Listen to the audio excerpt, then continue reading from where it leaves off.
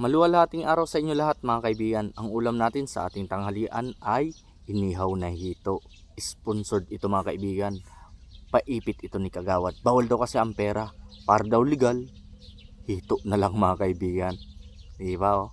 Ito pala ang inyong lingkod, OFW sa Pinas, si Mark, ang nagtitipid na manggawa dito sa Pinas. At simple lang tayo sa trabaho at ordinaryong manggawa lang ako dito sa Pinas. Kaya ang sahod ko ay 456 lang kada araw. Kaya ito, nugali kong magtipid. Buti ba nag-sponsored mga kaibigan, sponsored by. Tara, bawin lang tayo sa kain.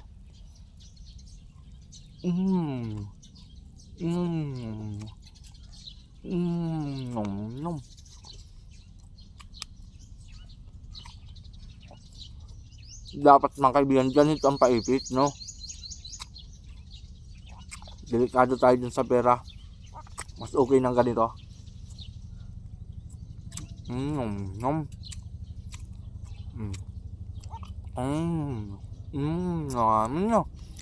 Nakatipid tayo dito mga kaibigan, no? Sana araw-araw may sponsored si Kagawad. Shout out sa'yo Kagawad.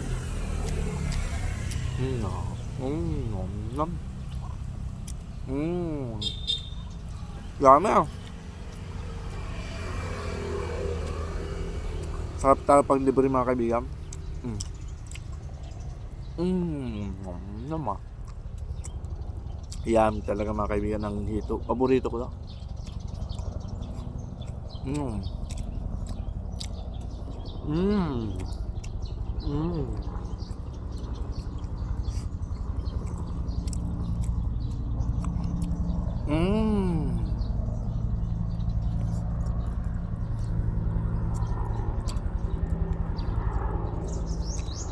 Kabos.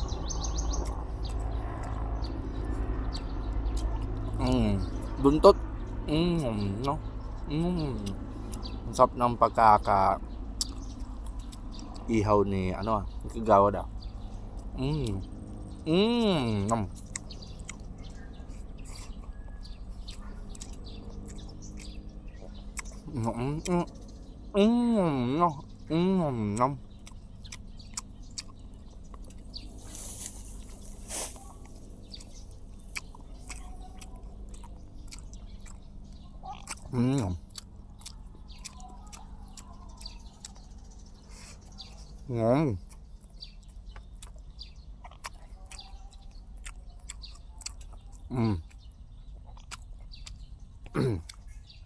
Ito yung ulo niya mga kaibigan, tapon na natin.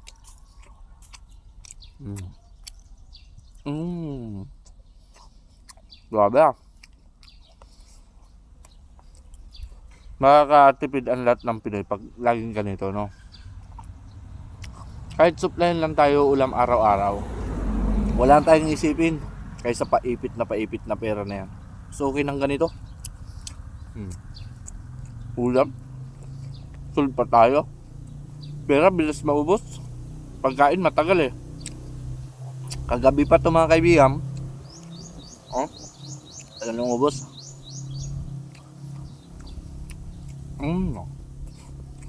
Ito damat nam.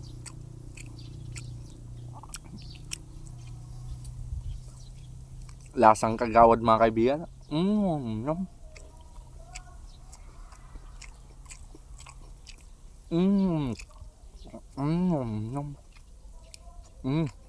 Dami.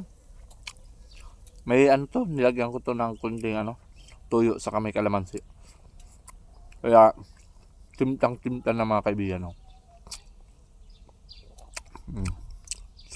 Solve tayo dun sa sponsored ni Kagawad ah.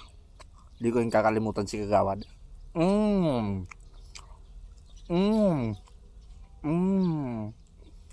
Ang sarap mo Kagawad.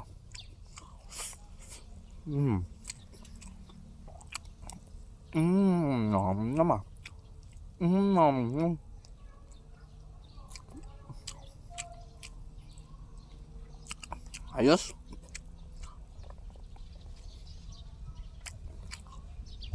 At sa muli mga kaibigan, ito ang inyong lingkod, OFW sa Pinas, si Mark. At lagi nagpapaalala, Lagi lang tayong magtitipid sa Pinas para hindi tayo nababaon sa utang. At ang inyong likod ay isang uragon. Basta uragon, malupiton. Hanggang sa muli, that's all, mabuhay.